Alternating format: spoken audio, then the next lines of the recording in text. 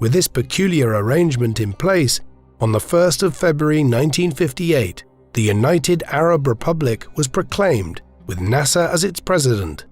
Later that month, he went to the Syrian capital of Damascus and visited the tomb of Saladin, the Islamic warlord who had led the Muslims during the Third Crusade at the end of the 12th century. In a speech by the tomb, Nasser vowed to follow Saladin's example to realize total Arab unity. This is for those that's lost like the Bermuda Triangle. I'm here to wake you all up. Pot of gold right here, man. This is it, man. This is glory. No doubt. We gonna move on, man. Son, long as the love and the trust is there, son.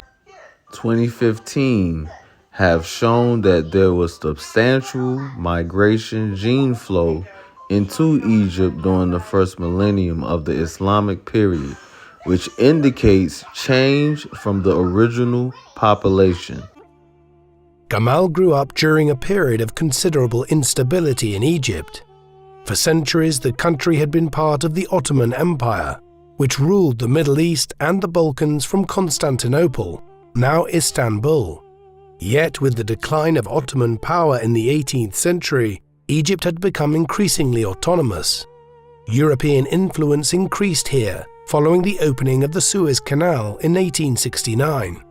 However, although the French had been the driving force behind the Suez Initiative, it was the British who effectively established control in all but name over Egypt in the 1870s. Illustrations from before 1799 clearly show that the nose was missing before then as well. Instead, according to the historian Al-Makrizi, the nose of the Sphinx, or as it's called in Arabic, Abul Hal, or the Terrifying One, was destroyed by a sheikh named Muhammad Sa'im al-Dahr around 1378 or so. He was angry at the fact that people in Egypt were making offerings to the Sphinx, something that was very much against the teachings of Islam. Locals believed that the Sphinx kept the desert from expanding, and apparently, after the destruction of its nose, the desert did expand. Again, according to Al-Makrizi. Although I want to point out that this animosity to ancient artifacts wasn't that widely held, and Muslim scholars of the time showed a lot of admiration for them. 1924 Cairo edition of the Quran was a standardized Egyptian edition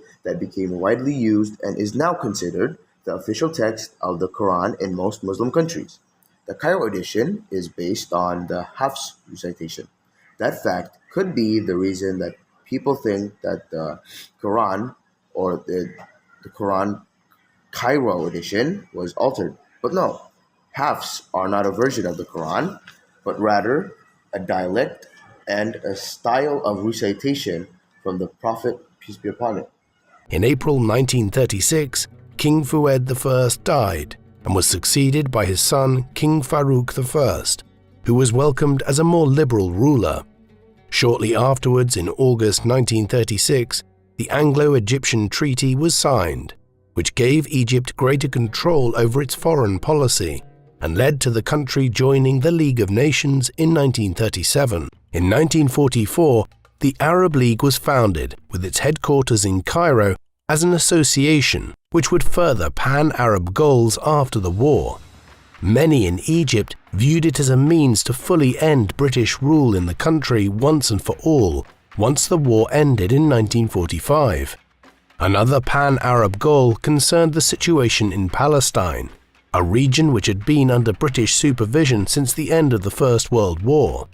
In November 1947, the newly formed United Nations adopted a resolution to partition British Palestine between the Palestinian Arabs and the proposed Jewish state of Israel.